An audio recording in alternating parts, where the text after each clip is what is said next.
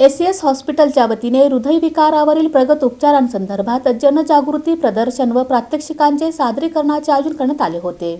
Angioplasty म्हणजे काय, stent कसा बसवला जातो, हृदयाच्या आजारांवर कोणती आधुनिक उपचार पद्धती उपलब्ध आहे याची सविस्तर माहिती सोलापूरकरांना एसीएस हॉस्पिटल तर्फे आयोजित जनजागृती प्रदर्शनीतून मिळाली। शनिवारी IMA हॉल येथे हृदयविकारावरील प्रगत उपचार तंत्रज्ञानावर आधारित प्रदर्शनी व प्रत्यक्ष प्रात्यक्षिकांचे सादरीकरण करण्यात आले। या प्रदर्शनीचे उद्घाटन प्रिसिजन कॅम्पशाफ्टचे व्यवस्थापकीय संचालक यतीन शहा, महाराष्ट्र राज्य मराठी पत्रकार संघाचे अध्यक्ष मनीष केत, RMEचे अध्यक्ष नीलकंठ वाघचौरे आणि उद्योजक सुहास आदमाने यांच्या हस्ते करण्यात आले।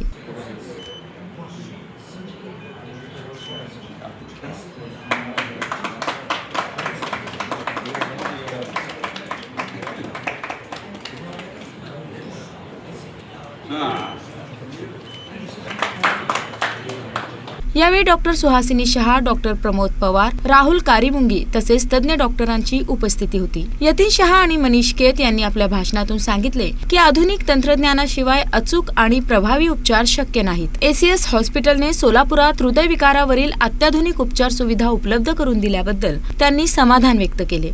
मला चारही डॉक्टर जे आहेत, Karmungi sir, Gandhi sir, Pawar sir, Gaikwad sir, तुमचं खूपच कौतुक आहे। मला असं वाटतं की जसं केजी सांगितलं, हॉस्पिटलमध्ये जायच्या पहिल्यांदा जी भीती सुरू होती किंवा हॉस्पिटलमध्ये गेल्यानंतर की आता काय होणार, बऱ्याचशा लोकांच्यामध्ये असं एक कुठंतरी, आणि त्यातल्या त्यात सांगितलं की आमच्या भाषेमध्ये आम्ही दररोज बघतो PBT, एबिटा, तुमचं ECG आणि कॅथ लॅब वगैरे कधी ऐकत नाही आम्ही, पण ऐकल्यानंतर घाबरतो आम्ही, एवढं नक्की आहे। मला असं वाटतं की आजच्या या कार्यक्रमामध्ये तुम्ही जर हे जरा उलगडलं तर मला असं वाटतं बऱ्याचशा लोकांना असं वाटेल की हे काय फार मोठं भीतीसारखं नाही आहे, आणि जर शिकलंच ना तर खूपच लाभ होईल। तुम्ही जे आता टेक्नॉलॉजी आता आणलेली आहे हे करत असताना मला असं वाटतं one of the most important things आमच्या आम्ही क्षेत्रात बघतो, if you want to stay ahead you need to constantly get the best technology.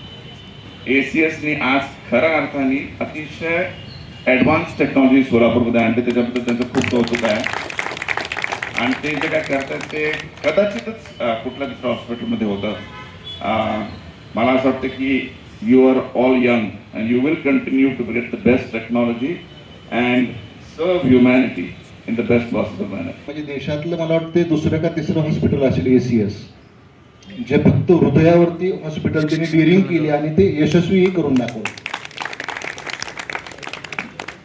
सुरुवातीला आम्ही त्या हॉस्पिटलला गेल्यावर मी डॉक्टरांना म्हणालो होतो की हे चालेल का, त्याचं कारण असं आहे की सर्व फॅसिलिटी हॉस्पिटलमध्ये पाहिजेत ना, परंतु त्यांनी ती डिअरिंग केली आणि चौघही तरुण आहेत, ग्रामीण भागातून आलेले आहेत बऱ्याच, तर त्यांनी ते यशस्वी करून दाखवलं। डॉक्टर की बरोबर ते समाजसेवा किंवा समाजाचं प्रबोधन करायचाही प्रयत्न करतात। मध्यंतरी काहीतरी सायकलिंग आपण घेतली होती, आमच्या पत्रकारांचा काही विषय होता, डॉक्टर साहेबांकडे आम्ही गेल्यानंतर त्यांनी आमचं शिबिरही घेतलं होतं। सामान्य लोकांचे काही प्रश्न असतील तर तेही सोडवायचं काम हे डॉक्टर लोक करतायत। प्रदर्शनात एंजियोप्लास्टी, स्टेंट बसवण्याची प्रक्रिया, हृदयावरील छिद्र बंद करण्याची शस्त्रक्रिया, आर्टिफिशियल हार्ट तसेच AIच्या माध्यमातून होणारे उपचार यांची माहिती नागरिकांना देण्यात आली। याच्यासाठी सिंपल टेक्निक आहे की हृदयाच्या ज्या एरियामध्ये रिसिव्हिंग चेंबर आहे तिथून ब्लड उचलायचं आणि हृदयाच्या ज्या मुख्य धमनी आहे ज्याला एओर्टा म्हणतो त्यामध्ये ते पंप करायचं। तर याची ऍडजस्टमेंट अशी असते की हा जो पंप आहे तो आपल्या हार्टबीट बरोबर कोऑर्डिनेट करतो। 3 to 3.8 लिटर पर मिनिट, म्हणजे 80% of the work will be taken care of this. तर मेन हा यू आर डुईंग, म्हणजे 85% काम ही मशीन करते, म्हणजे हार्टवरचा लोड डायरेक्टली 85% कमी होतो।